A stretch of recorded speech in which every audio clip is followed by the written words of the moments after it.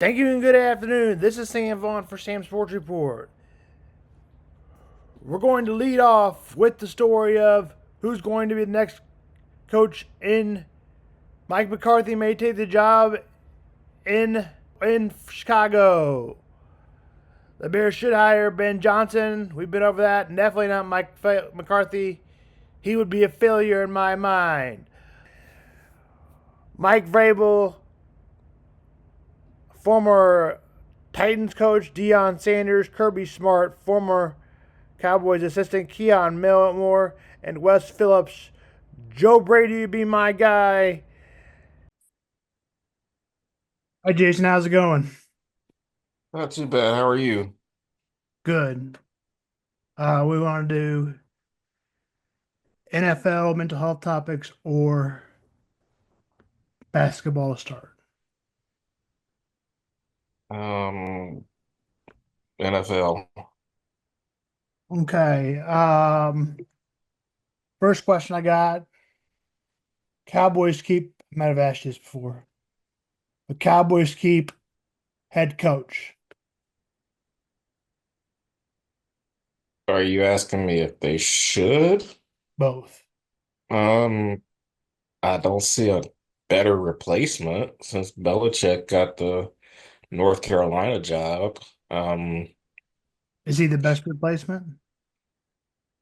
I mean, he would have been an upgrade, but potentially an upgrade. I mean, based on his resume. But besides him, I don't see anybody better. I mean, so. That's it. But it wouldn't make sense not to bring it wouldn't make sense to bring him back after you didn't give him an extension. So I would just say bring him back because there's no guarantee you're going to find somebody better, and it just doesn't make I mean, you could try to find some hotshot offensive coordinator, but that's not that doesn't guarantee they're going to be successful. What do you think's going to happen? I have no idea because they're not nothing they've been doing lately makes any sense other than re-signing their guys, but even they did that too late because they could have had more cap room. So I think they'll probably let him go. You do? Yeah, And who will be the next Cowboys head coach? they'll probably bring back Kellen Moore, The offensive coordinator of who? the Eagles. Yeah, he used to coach the Cowboys, right, last year? Yeah, he was the offensive coordinator for the Cowboys, and McCarthy pushed him out because he said he didn't run the ball enough. Then McCarthy didn't run the ball enough, and so he'll probably just bring him back because it makes the least sense. And so that's your coach. Browns and Ravens for the division. For the Ravens, they're favored by 20 to start the game. Let's see if the lines move. The line is 20.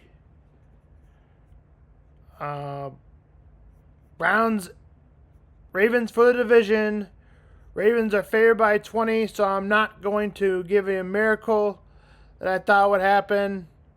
If this miracle does happen, then the Steelers win the division. Let's give me the score of 26-20.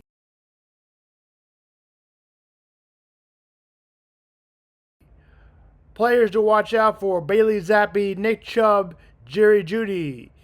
Defense: Myles Garrett. For the Ravens, quarterback Lamar Jackson, running back Derrick Henry, Zay Flowers, wide receiver Kirby Joseph, 9 INTs in the league, making him 34-20, so I don't give him the slight edge.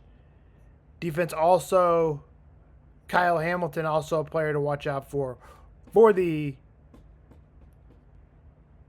Bengals and Steelers. It's Russell Wilson, Najee Harris, George Perkins, and for defense, it's TJ Watt. For the Bengals, it's Joe Burrow. Chase Brown is questionable. Khalil Herbert.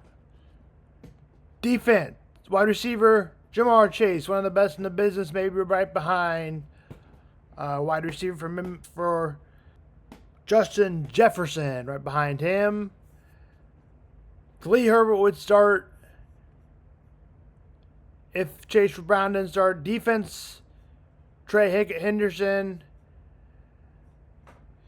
He's tied for first in sacks. Now let's go over the college basketball. KU is off today. Kansas State will play TCU. Coach complains too much. He advocates one time, it's fine. But looking back at it twice, not so much. Let's look at Kansas State's David Jesus Gesson, Frankie Collins. Both teams are 7-5. Let's talk playoff football. Who goes to the playoffs as the number 7 seed? Which conference are you referring to? AFC. AFC, it's probably going to be Denver, because I don't see um, Cincinnati getting the help that they need to get in. Or Miami. I mean, Miami has more of a chance than. I don't know if Tua's playing, so their chances might be decreasing too. And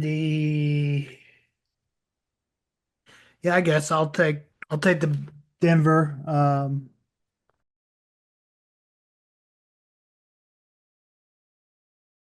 Tonight, I have an opportunity to watch Notre Dame play Georgia, and an outcome that meant a lot to me and still means a lot to me won't be the first thing on my mind. What will be on my mind is the people who lost their lives in New Orleans, those who were injured, and their families. Also, the 2 police officers that ran to the danger. They didn't run to danger because the people they were rushing to save fit a description. They ran to the danger because they were humans and they were worth saving. To Tiger Besh's family, to Blaine and Blake, who both played for LSU, to Martin and Michelle, his parents, my prayers are with you. All of Tiger Nation prays with you, sends our condolences. To Hubert Gotro, an alum of Archbishop Shaw High School, the same high school I attended, 21 years old.